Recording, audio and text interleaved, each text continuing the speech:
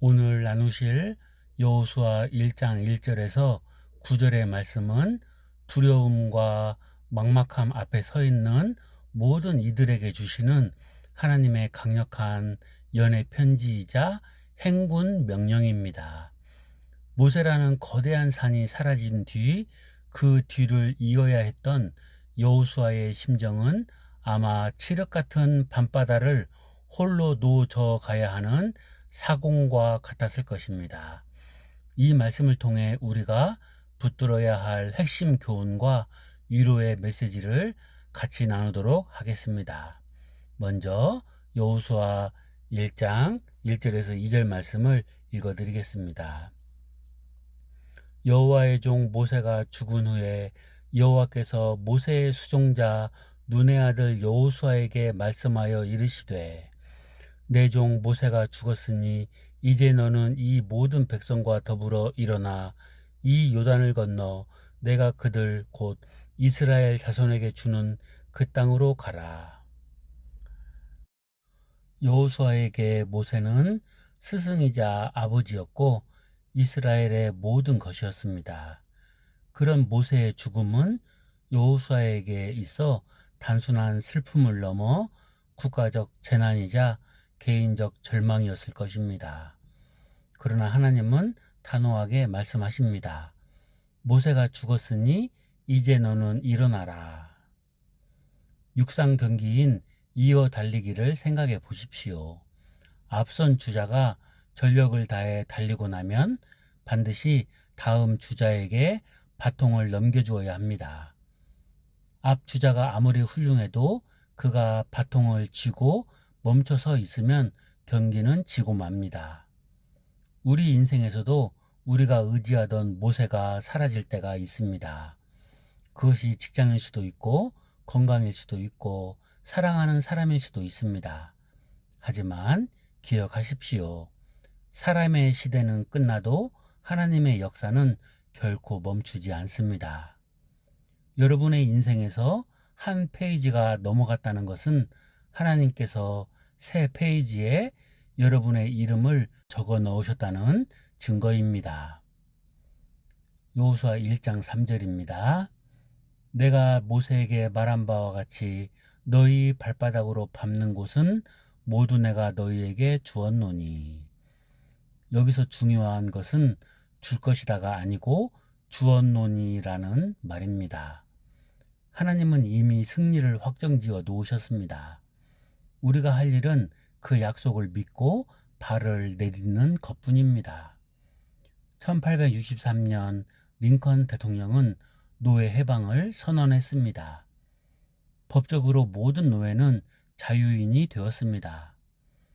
그러나 남부의 깊은 오지에 살던 많은 노예는 그 소식을 듣지 못했거나 들었어도 두려움 때문에 여전히 주인 밑에서 종살이를 하고 있었습니다.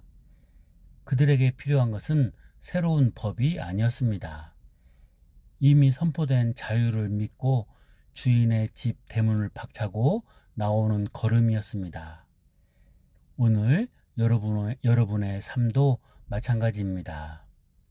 하나님은 이미 여러분에게 승리를 주셨습니다. 여러분이 오늘 내딛는 그 무거운 발걸음은 땅을 얻기 위한 고행이 아니라 이미 주신 선물을 확인하러 가는 축제의 발걸음이 되어야 합니다.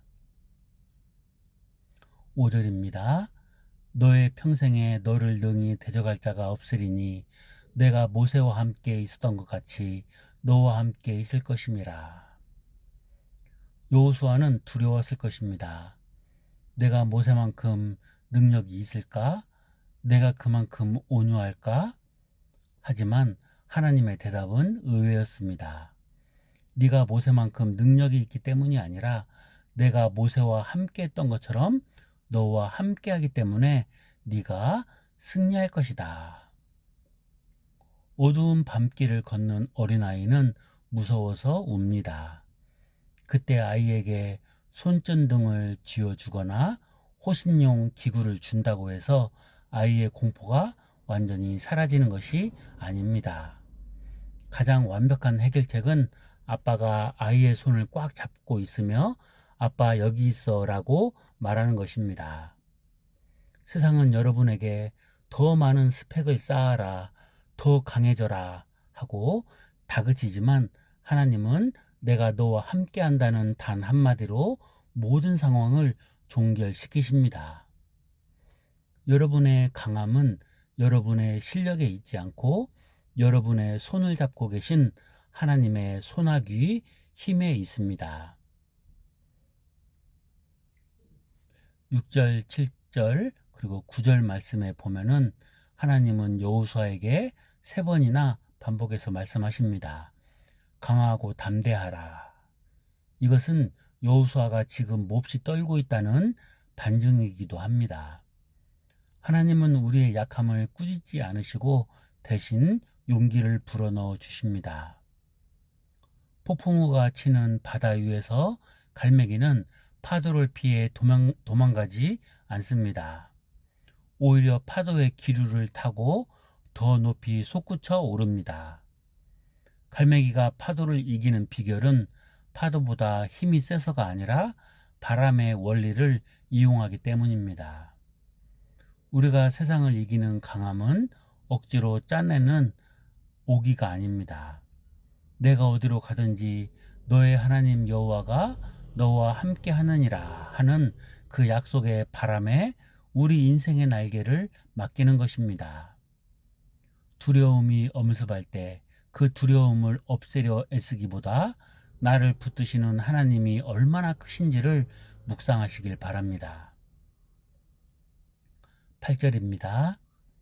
이 율법책을 내 입에서 떠나지 말게 하며 주야로 그것을 묵상하여 그리하면 내 길이 평탄하게 될 것이며 내가 형통하리라. 하나님이 제시하신 형통의 비결은 전략회의나 군사훈련이 아니라 말씀 묵상이었습니다. 좌로나 우로나 치우치지 않는다는 것은 상황에 따라 흔들리는 감정이 아니라 변하지 않는 진리의 기준을 두라는 뜻입니다. 배가 항해할 때 나침반은 필수입니다. 그런데 나침반 주변에 강한 자석, 그러니까 세상의 유혹, 두려움, 주변의 비판 이런 것들을 두면 바늘은 갈팡질팡합니다. 이때 항해사가 살 길은 단 하나, 자석을 치우고 오직 북극성을 가리키는 나침반의 본래 기능에 집중하는 것입니다. 여러분의 삶에 소음이 너무 많습니까? 사람들의 말에 마음이 무너집니까? 그때가 바로 말씀을 폐하할 때입니다. 말씀은 우리 인생이 표류하지 않도록 잡아주는 영혼의 닷입니다. 지금 여러분은 인생의 어떤 요단강 앞에 서 계십니까? 어쩌면 여러분은 여호수아처럼 하나님 저는 준비가 되지 않았습니다. 저에게는 모세와 같은 지팡이도 없고 백성을 이끌 카리스마도 없습니다. 라고 울먹이고 있을지도 모릅니다. 하지만 하나님은 오늘 여러분에게 분명히 말씀하십니다. 너는 혼자가 아니다. 내가 이미 그 땅을 너에게 주었다. 여러분이 겪고 있는 상실은 실패가 아니라 새로운 하나님의 시즌을 알리는 서막입니다. 여러분이 느끼는 두려움은 믿음이 없어서가 아니라 여러분이 감당해야 할 사명이 크기 때문에 찾아오는 자연스러운 떨림입니다. 그 떨리는 손을 그대로 둔 채 주님의 손을 잡으시기를 바랍니다.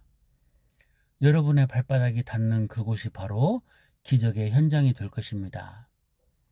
하나님은 저와 여러분의 능력을 쓰시는 것이 아니라 우리의 순종을 통해 그분의 능력을 나타내기를 원하십니다. 기억하시길 바랍니다. 요단강은 이스라엘 백성이 발을 담글 때 갈라졌습니다. 가만히 서서 물이 마르기를 기다리지 마십시오. 약속을 믿고 오늘 우리에게 주어진 작은 일 하나를 믿음으로 밟아가기를 바랍니다. 하나님께서 저와 여러분의 길을 평탄케 하시고 우리들을 반드시 약속의 땅으로 인도하실 것입니다. 감사합니다.